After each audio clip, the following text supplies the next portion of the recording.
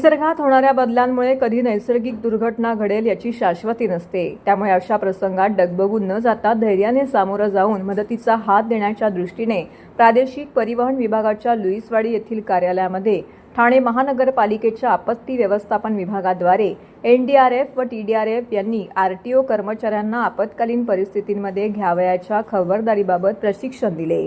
गेल्या काही वर्षाचा अनुभव बघता जिल्ह्याच्या शहरी ग्रामीण भागात पावसाळ्यात नैसर्गिक आपत्तीच्या घटना वाढीस लागल्या आहेत।